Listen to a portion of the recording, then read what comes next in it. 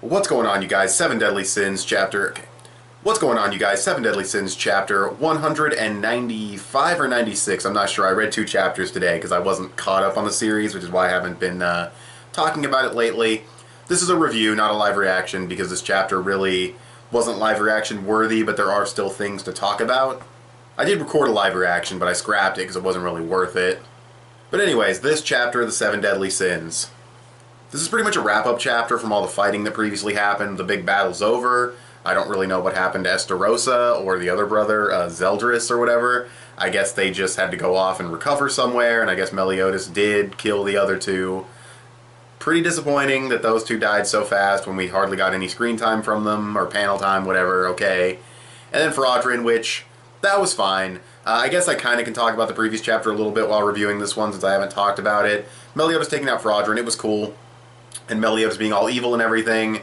We get a little bit more of that in this chapter at the end, with him not wanting to turn back into his old self, and he can sort of feel that he is starting to, and that's interesting. It's an interesting character dynamic, and I definitely want to see where it goes. And we also get Merlin explaining in this chapter that every time he's brought back to life with his immortality thing, he loses a bit of his humanity, he loses a bit of his emotions, and that's definitely not good. I don't know how many times he's come back. I mean, didn't he say he tried to kill himself once, or something like that? He was talking to Zaratros in a flashback. So yeah, I don't know how much he's lost of it, but we'll just have to wait and see how things play out this time around. The moment with Bond was cool, because Bond and Meliodas, pretty much any moments they share together are always funny or emotional or just awesome. So that was a great scene as well, where they didn't even have to say much words to each other. And the funeral was interesting because I did not know that Jericho's brother died. Like, I know he had an injury that was pretty bad, but I didn't think he was going to die, so that was interesting. And you had Dog there, you know, the dude turned really old. That was a really sudden death. I mean, he was basically fodder, but still. And then there was another Holy Knight there, like, you know, Hauser was like, he's gone too soon, and I'm like, who the fuck even was he? Gone so soon, I didn't even know who the fuck he was. And of course Denzel, and then the girl, what's her name? Is it like, I think I actually know it. Is it, no, I think it starts with a D. She's the chick who's with, like, Denzel's squad, and she starts throwing rocks at Hendrickson and Dreyfus, and she's talking about how you let a demon possess you, blah, blah, and of course she's totally, like, what's the word? I don't know the words, so I'm going to reword it. She's throwing the blame in the wrong place, blaming Dreyfus and getting mad at him, and Hauser steps in, and Hauser says exactly what I'm thinking. It's not his fault he was possessed, he didn't ask for it. But you know, when characters are grieving, blah blah, same shit's kind of happening in Gurren Lagann right now. I need to do another Gurren Lagann review. Probably going to record the episode 10 part of that right after I finish this, actually. But anyways, digression aside.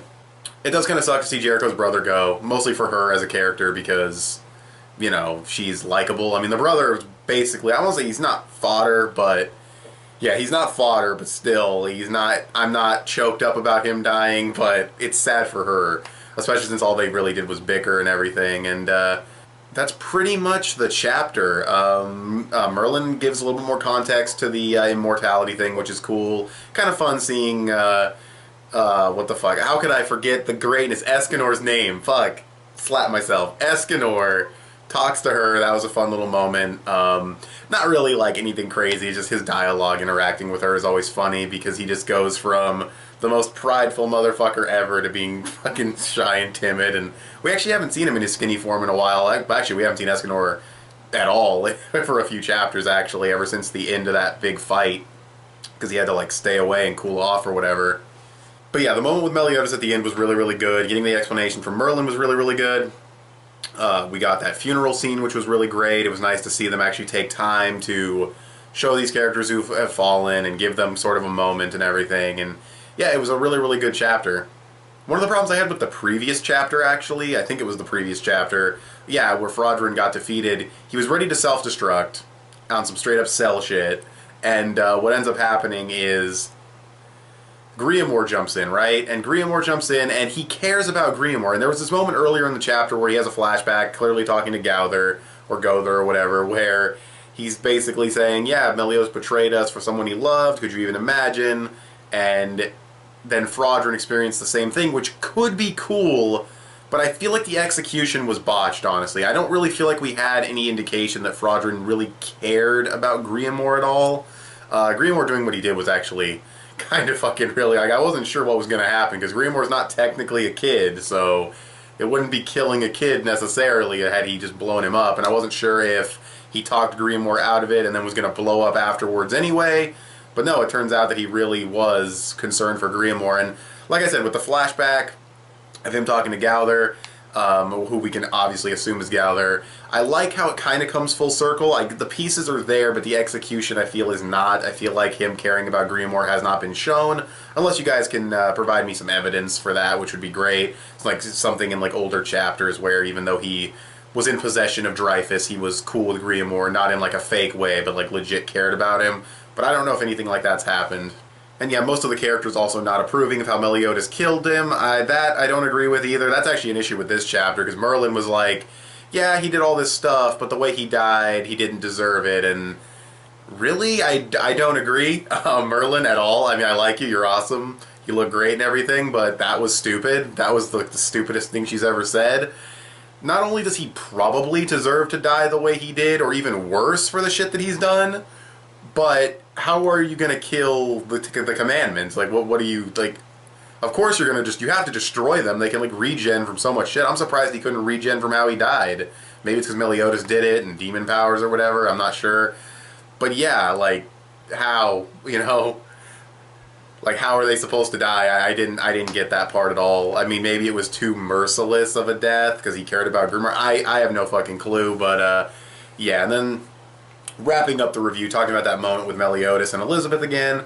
He's trying to eat on his own. He makes some food, and she shows up. And yeah, he is concerned about turning back into his old self, and she reassures him that she'll be there no matter what, which, if he turns back into his old self, I would probably step back a few thousand miles, at least. I would probably not be anywhere near him if he turns back to his old self. But we'll just have to wait and see what happens with Meliodas and everything. I mean, if he dies again, that's probably the big trigger, but even now he says he feels really good about killing Fraudrin, which, yeah, I mean, maybe you shouldn't feel as good. I mean, he did, it was good, it was revenge for Liz, I guess. I forget how all that shit played out, but yeah, he definitely had a hand in that, so yeah, I don't know. It was a really good chapter, though. It honestly was. The fighting is over, at least for now, and Meliodas is back, and everyone knows Meliodas is back, and now he has his own characterization he needs to go through, and new dynamics been added to his character. We got some explanations on the immortality thing, some really good send-offs for some characters who died, even if they weren't super important. They were still important to some of the major characters, like Jericho, so if you want to call Jericho a major character. So yeah, we'll see what happens. Maybe we'll finally see what's going on with... have we seen King yet? No, I don't think we've seen King. King or Diane, actually. We definitely haven't seen them, so maybe we'll cut over to them, or maybe they'll show up, or we'll see what's going to happen now that the fighting is at least over for a little bit. How many commandments are left? I don't know, but anyways, we'll just have to wait and see. And that's pretty much... Oh, the sun just fucking came out again. Anyways, that's pretty much the chapter, though. I really liked it. I'll probably give it like an 8.5 out of 10. There's really just that line from Merlin that really makes no sense. Like, he deserved to die, definitely. He's a commandment. They have insane durability and insane, like, regen, so you need to be able to seriously fuck them up. And yeah, he just... I don't know, that was weird to me, but... Other than that, it was a really good chapter. Easily 8.5. Very good to great chapter. Liked the send-off for the characters who died and everything, even if they weren't super important. And overall, it was an entertaining, good chapter of the series. So with all that being said, what did you guys think of this chapter of the Seven Deadly Sins? And what did you guys think of the previous chapter? Do you agree with some of my issues with it? Or did you love it? I loved the beginning part when Meliodas, like, blitzed through him and Swiss cheesed the shit out of him. That was really awesome. So yeah, that was cool. But yeah, what do you guys think of the last two chapters, especially this one, since that's what I'm reviewing? Go ahead and tell me in the comment section below. You can follow me on Instagram, add me on PSN, or follow me on Twitter. petplatypus on the first two, DAJ Films on Twitter. Give this video a thumbs up and share it on social media. Both those would help me out a lot. Subscribe if you haven't already, or if you like what you've seen here. I want to thank you guys for watching, and I'll talk to you guys later. Bye.